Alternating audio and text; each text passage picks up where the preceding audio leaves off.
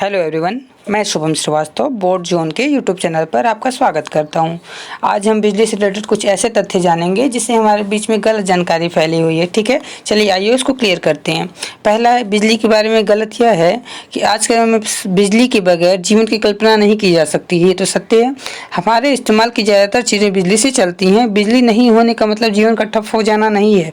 लेकिन बिजली के बारे में हमारे बीच में कई गलत धारणाएं, आइए उनके बारे में हम जानते हैं। पहला क्या है, इंसुलेटेड होती है पावर लाइन। वैसे तो हमारे घरों या संपर्क में आने वाले ज़्यादातर वायर या केबल इंसुलेटेड होती है।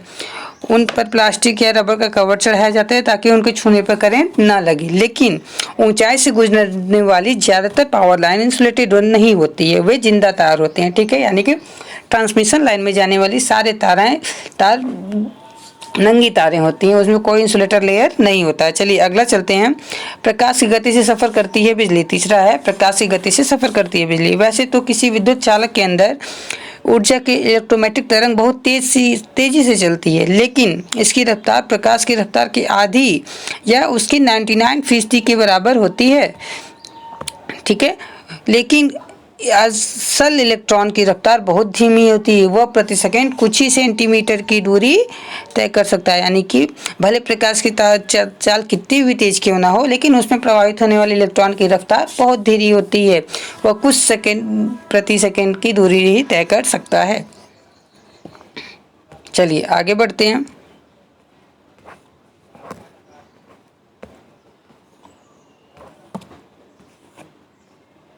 ठीक है, बिजली के करंट में सिर्फ इलेक्ट्रॉन का बहाव। हमारे बीच में ये धारणा है कि बिजली में जो करंट फ्लो होती है बस इलेक्ट्रॉन के कारण होती है, लेकिन यह सही नहीं है। ठीक है, बिजली की करंट में सिर्फ इलेक्ट्रॉन का बहाव, आमतौर पर इलेक्ट्रॉनिक करंट में इलेक्ट्रॉन का प्रभाव ही होता है, लेकिन प्लाज्मा, न्यून लाइट, फ्लोरोसेंट लैंप और फ्लैश कुछ ऐसे उदाहरण हैं जिसमें प्रोटॉन और इलेक्ट्रॉन की कम्बिनेशन का अभाव कराया जाता है। ठीक है, जैसे कि क्या क्या है, लेकिन प्लाज्मा, न्यून लाइट, फ्लोरोसेंट लैंप और फ्लैश कुछ ऐसे उदाहरण हैं जिसमें प्रोटॉन और इलेक्ट्रॉन के कम्बिनेशन का बहाव होता है। ठीक है, बस ये धारणा ना रखिएगा कि बस इलेक्ट्रॉन के कारण बिजली प्रवाहित होती है। इलेक्ट्रॉन और प्रोटॉन या दोनों के कम्बिनेशन के कारण भी बिजली प्रवाहित की जा सकती है।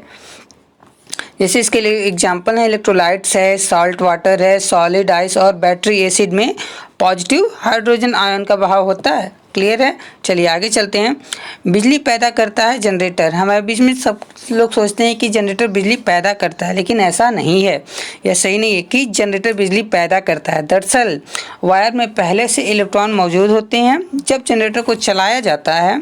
ठीक है, जब जनरेटर को चलाया जाता है तो वायर के अंदर मौजूद इलेक्ट्रॉन सर्किट के अंदर बाहर बहने लगते हैं।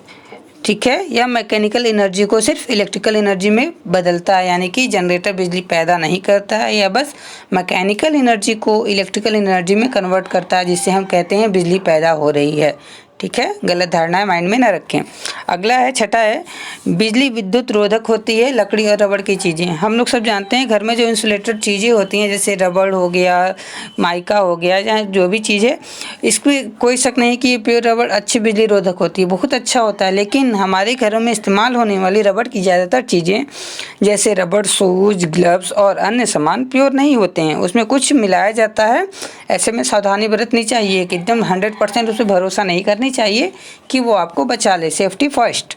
चलिए अगला चलते हैं। हमारे बीच में धारणा है कि खतरनाक कम वोल्टेज की बिजली हमें खतरनाक नहीं होती है, लेकिन ऐसा नहीं है।